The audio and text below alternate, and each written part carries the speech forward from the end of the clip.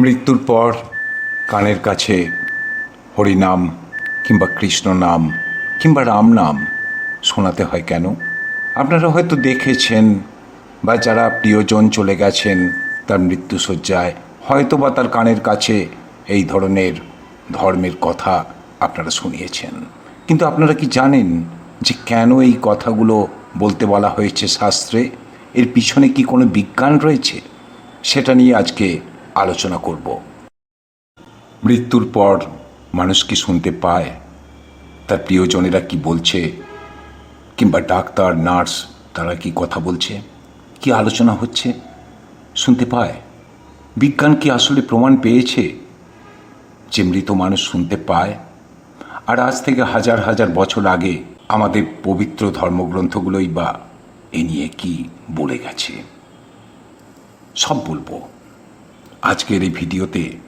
আমি এমন এক বৈজ্ঞানিক সত্য এবং বাস্তব ঘটনার কথা আপনাদের জানাবো, যা শোনার পর মৃত্যুর ঠিক পরের কয়েক মিনিট নিয়ে আপনাদের যে ধারণা রয়েছে সেটা চিরকালের জন্য বদলে যাবে। আপনারা বুঝতে পারবেন যে মৃত্যুর পরেও মানুষ শুনতে পায়।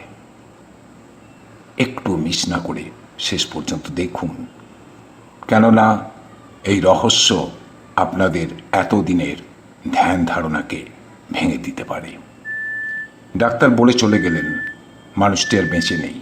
হৃদস্পন্দন স্তব্ধ হয়ে গেছে, চোখের মণি স্থির, শরীর ঠান্ডা হয়ে আসছে। প্রিয়জনদের কান্নার শব্দে ঘর ভারী হয়ে উঠছে।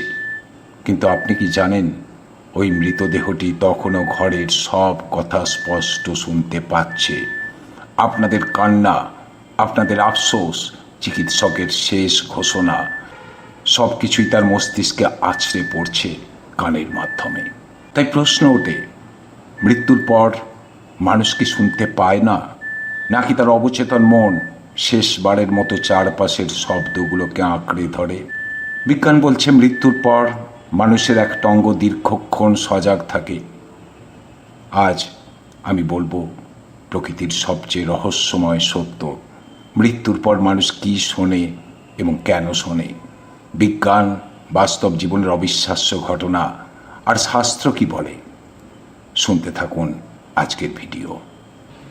এতদিন মনে করা হতো হার্ট ব্লক বা ফুসফুস অচল হওয়া মানেই সব শেষ। তারপরে বলা হলো ব্রেনের মৃত্যু মানেই মৃত্যু, আর সর্বশেষ সেলুলার ডেথ, অর্থাৎ কোষগুলো নষ্ট হতে শুরু করলেই মৃত্যু হয়েছে ধরে নেওয়া হয়। কিন্তু 2020 সালে কানাডার ইউনিভার্সিটি অব ব্রিটিশ কলাম্বিয়ার একদল গবেষক একটা অভাবনীয় গবেষণা চালান। তারা মৃত্যুর দ্বার প্রান্তে থাকা মুমূর্ষু এবং অচেতন রোগীদের মাথায় ইইজি লাগিয়ে তাদের মস্তিষ্কের তরঙ্গ পরীক্ষা করেন। আর এই গবেষণাপত্রটি সায়েন্টিফিক রিপোর্টস জার্নালে প্রকাশিত হয়। কি দেখেছিলেন তারা, কি শুনেছিলেন? গবেষণায় তারা দেখতে পেয়েছেন একজন মানুষের যখন শ্বাস প্রশ্বাস বন্ধ হয়ে যায় এবং সে সম্পূর্ণ অচেতন হয়ে যায়, কিংবা ক্লিনিক্যালি তার মৃত্যু হয়, তখনও তার শ্রবণেন্দ্রিয় বা কানের কর্মক্ষমতা সচল থাকে। বিজ্ঞানের ভাষায় একে বলা হয় ইভেন্ট রিলেটেড পোটেনশিয়ালস। সহজ কথায় আপনাদের বলি, সুস্থ মানুষের ব্রেন যেভাবে শব্দ শোনে, প্রতিক্রিয়া দেখায়, মৃত্যুর কোলে ঢলে পড়া বা সদ্য মৃত মানুষের ব্রেনও একইভাবে শব্দের তরঙ্গে সাড়া দেয়। চিকিৎসা বিজ্ঞান প্রমাণ করেছে মানুষের পঞ্চ ইন্দ্রিয়ের মধ্যে শ্রবণ শক্তি বা কান হলো শরীরের শেষ অঙ্গ, যা সব শেষে কাজ করা বন্ধ করে। চোখ ঝাপসা হয়ে যায়, স্পর্শের অনুভূতি চলে যায়, কিন্তু শ্রবণ ইন্দ্রিয়ের স্নায়ুগুলো মস্তিষ্কের সবচেয়ে গভীর অংশের সঙ্গে যুক্ত থাকায় এটা মৃত্যুর পরেও বেশ কিছুক্ষণ সচল থাকে। তার মানে বুঝতে পারছেন, মানুষ মৃত্যুর পরেও বেশ কিছুক্ষণ শুনতে পায়। তাকে নিয়ে কি আলোচনা হচ্ছে? মানুষের কান্না, আত্মীয় স্বজনের কান্না সব শুনতে পায়। কিন্তু বিজ্ঞান প্রমাণ দিয়েছে, বাস্তবের প্রমাণটা কি? চিকিৎসা শাস্ত্রে একটা বহুল আলোচিত বিষয় হলো এনডি বা নিয়ার ডেথ এক্সপিরিয়েন্স। মৃত্যুর কাছাকাছি অভিজ্ঞতা। আমেরিকার বিখ্যাত radiation oncologist doctor Jeffrey Long তার evidence of the afterlife গবেষণায় হাজার হাজার এইরকম মানুষের সাক্ষাৎকার নিয়েছেন, যারা ক্লিনিক্যালি মৃত ঘোষণার পর আবার অলৌকিকভাবে বেঁচে ফিরেছেন। অর্থাৎ মানুষ যে শুনতে পায় সেটা বিজ্ঞানের সাহায্যে প্রমাণ করা হলো তরঙ্গ দেখে, কিন্তু অভিজ্ঞতা যেটা বলছেন ডক্টর জেফ্রি লং, তিনি বলেছেন লিন্ডা নামের এক মহিলার কথা। কার্ডিয়াক অ্যারেস্টের কারণে তাকে হাসপাতালে ভর্তি করা হয়েছিল। তার মৃত্যু হয়, কিন্তু 10 মিনিট পর অলৌকিকভাবে তার হার্ট আবার সচল হয়েছিল। ফিরে এসে লিন্ডা ডাক্তারদের যা বলেছিলেন তা শুনে চিকিৎসকরা ঘাবড়ে গিয়েছিলেন। লিন্ডা হুবহু বলে দিয়েছিলেন ডাক্তাররা তাকে বাঁচানোর জন্য কি কি ওষুধ ইনজেক্ট করতে বলেছিলেন, নার্সরা ঘরের কোন কোনায় দাঁড়িয়ে কাঁদছিল এবং তার স্বামী বাইরের করিডোরে দাঁড়িয়ে ফোনে কাকে কি বলছিলেন। লিন্ডার চোখ বন্ধ ছিল, হার্ট বন্ধ ছিল, কিন্তু তার কান সব কিছু শুনেছিল। এরকম অনেক উদাহরণ রয়েছে। আর বিজ্ঞান যেটা আজকে বলছে, পৃথিবীর প্রধান ধর্মীয় গ্রন্থগুলো হাজার হাজার বছর আগেই তা স্পষ্ট করে বলে গেছে। আমাদের প্রাচীন ধর্মগ্রন্থেও এই কথাগুলো বলা হয়েছে। সনাতন ধর্মের পবিত্র গ্রন্থ গরুড় পুরাণে মৃত্যুর পরের অবস্থার বিস্তারিত বর্ণনা রয়েছে। সেখানে বলা হয়েছে মৃত্যুর ঠিক পরে যখন স্থূল শরীর ত্যাগ করে সূক্ষ্ম শরীর বা আত্মা বের হয়ে আসে, তখন সে তার শরীরের পাশেই অবস্থান করে।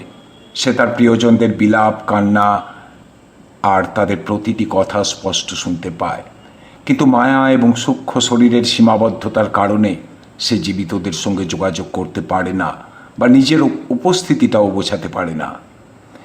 বৌদ্ধ ধর্মগ্রন্থ তিব্বতিয়ান বুক অব দ্য ডেডে বলা হয়েছে মৃত্যুর পর মানুষ যখন বার্ধ বা অন্তর্বর্তীকালীন অবস্থায় প্রবেশ করে তখন তার চেতনা অত্যন্ত তীব্র থাকে। এই সময় মৃত ব্যক্তির কানে পবিত্র মন্ত্র বা প্রার্থনা পাঠ করা অত্যন্ত জরুরি, কেননা মৃত ব্যক্তির চেতনা সেই শব্দগুলো শুনতে পায় এবং সেটা তাকে পরবর্তী যাত্রার পথ দেখায়।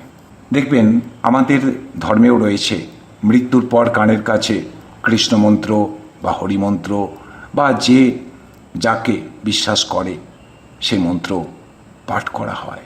পাঠ করার কথাও বলা হয়েছে, হরিনাম সংকীর্তনের কথা বলা হয়েছে। কাজে বুঝতে পারছেন আমাদের প্রাচীন ধর্মগ্রন্থগুলো কিন্তু অনেক দিন আগে থাকতেই এসব কথা জানত। এই পরামর্শ দেয়া হয়েছিল আমাদের শাস্ত্রে। তাহলে আমরা কি জানতে পারলাম? বিজ্ঞান, বাস্তব ঘটনা আর হাজার হাজার বছর আগের পুরনো শাস্ত্র সবকটা আজ এক বিন্দুতে মিলে গেছে। মৃত্যুর পর মানুষ হয়তো হারিয়ে যায়, তার দেহ হারিয়ে যায়, কিন্তু তার চেতনা আমাদের আশেপাশেই থাকে। সে আমাদের প্রতিটি কথা, প্রতিটি দীর্ঘশ্বাস শুনতে পায়। তাই চিকিৎসকরা এবং লাইফ সাপোর্ট বিশেষজ্ঞরা এখন পরামর্শ দেন, আপনার কোনো প্রিয়জন যখন শেষ নিঃশ্বাস ত্যাগ করছেন তার সামনে বসে ঝগড়া, চিৎকার বা হাহাকার করবেন না, বরং শান্ত থেকে তাকে ভালোবাসার কথা বলুন, সুন্দর স্মৃতি মনে করিয়ে দিন, কিংবা পবিত্র ধর্মীয় বাণী বা প্রার্থনা শোনান। কেননা আপনার বলা শেষ কথাটি হয়তো তার অনন্তকালের যাত্রার পথে শেষ সম্বল হয়ে থাকবে। এই রহস্যময় মৃত্যুর বিজ্ঞান সম্পর্কে আপনার মতামত কি? কমেন্ট বক্সে অবশ্যই জানান। ভিডিওটা ভালো লাগলে লাইক এবং শেয়ার করতে ভুলবেন না। দেখা হবে পরবর্তী ভিডিওতে। ভালো থাকুন।